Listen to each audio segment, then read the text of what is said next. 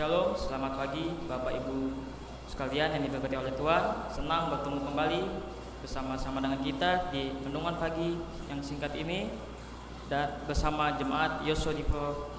Sebelum kita mendengarkan renungan singkat di pagi hari ini, mari kita tunduk kepala, kita berdoa.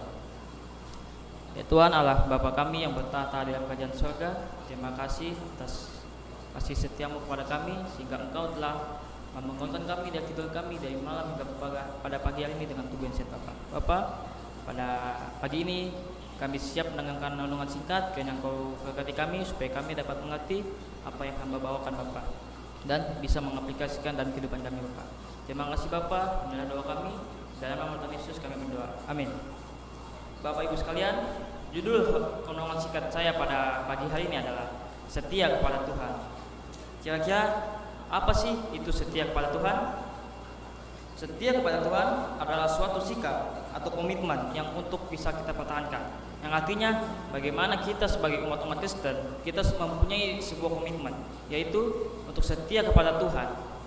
Bagaimana Tuhan menyertai kita dengan cara mempertahankan dan mengikuti ajaran yang telah Tuhan berikan kepada kita dan bisa kita aplikasikan dalam kehidupan kita. Dan mengapa sih kita harus setia kepada Tuhan? Karena bagi banyak orang sekarang ini memiliki banyak keyakinan agama. Mereka percaya bahwa Tuhan adalah pencipta dan pemelihara alam semesta. Oleh sebab itu, kita sebagai manusia harus mengembangkan kesetiaan kita kepada Tuhan. Karena dengan cara untuk mengakui kehadirannya dalam kehidupan kita dan menghormatinya sebagai sumber kehidupan dalam diri kita. Bapak Ibu sekalian, saat ini saya mempunyai sebuah ilustrasi. Ada seorang wanita, dia menganut agama Hindu dan dia memiliki komitmen yang sangat teguh terhadap keyakinannya.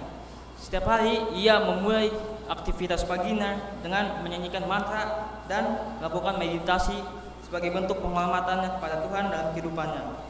Dan wanita ini selalu melakukan ritual-ritual keagamaannya dengan penuh kesungguhan. Ia selalu mengunjungi kuil Hindu secara rutin untuk bersembahyang. Dan wanita ini juga selalu mempersembahkan persembahan kepada dewa-dewi untuk berpartisipasi dalam upacara keagamaan yang di dalam komunitasnya ini. Selain itu, wanita ini juga mempunyai junjung tinggi nilai-nilai etika dan moral dalam kehidupan sehari-harinya. Ia mengamalkan ajaran himsa atau tidak menyakiti dengan tidak membahayakan makhluk hidup lainnya dan berusaha untuk hidup dalam damai dan harmoni di lingkungan sekitarnya. Dan wanita ini juga sering terlibat dalam kegiatan sosial pelayanan masyarakat.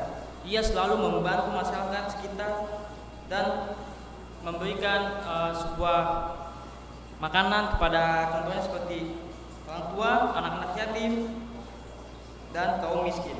Dan dia juga selalu mengedepankan nilai-nilai tolong-menolong dan gotong royong sebagai wujud pengabdiannya kepada Tuhan melalui pengabdiannya secara manusia.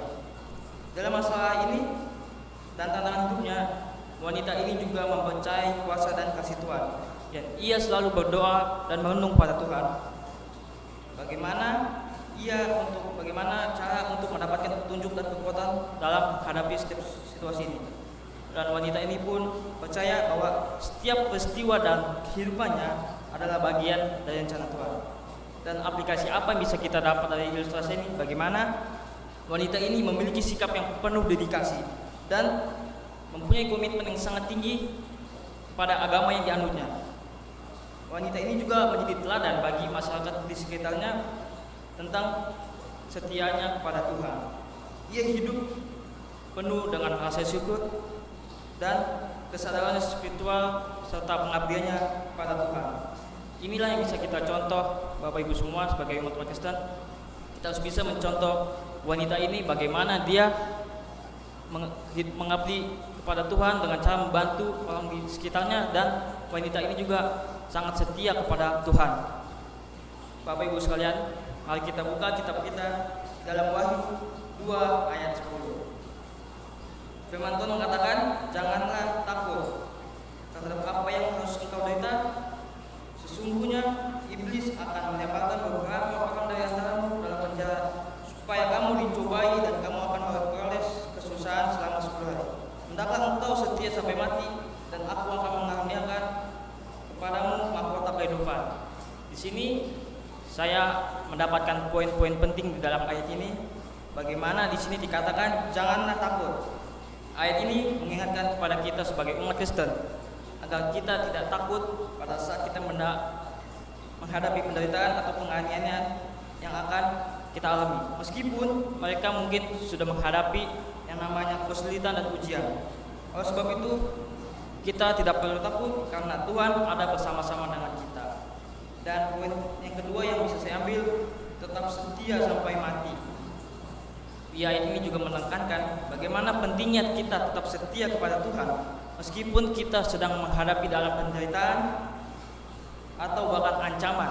Dan hal inilah yang menunjukkan kepada kita bagaimana iman dan kesetiaan kita itu tidak boleh goyah dalam keadaan apapun, dan kita harus tetap setia pada Tuhan. Dan poin terakhir yang bisa saya bagikan yaitu mahkota kehidupan. Dan ayat ini juga berjanji kepada kita sebagai manusia bahwa bagi mereka yang tetap setia sampai mati, Tuhan akan memberikan mahkota kehidupan. Ini menggambarkan pahala yang kekal kepada kita. Bagaimana kita tetap setia kepada Tuhan, maka Tuhan akan memberikan sebuah mahkota kehidupan kepada kita pada saat kita diangkat oleh Tuhan ke surga nanti.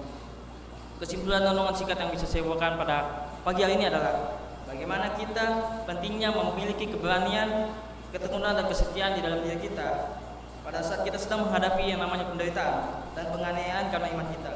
Karena Tuhan memberikan segala yang punya kepada kita, janji dan pahala dan kekuatan bagi umat-umatnya yang setia. Oleh sebab itu, marilah kita umat-umat Tuhan tetap setia kepada Tuhan untuk menunggu kedatangan Tuhan yang tidak lama lagi. Demikianlah firman Tuhan bisa saya bawakan. Mari kita berdoa. Ya Tuhan Allah, Bapa kami yang di surga, terima kasih Bapa. Kami sudah mendengarkan sedikit renungan singkat. Kiranya Engkau berkati kami supaya kami tetap setia padamu dan menunggu Engkau kedatangan-Mu yang tidak lama lagi Bapa. Terima kasih Bapa. Inilah doa kami, dalam nama Tuhan Yesus kami berdoa. Amin.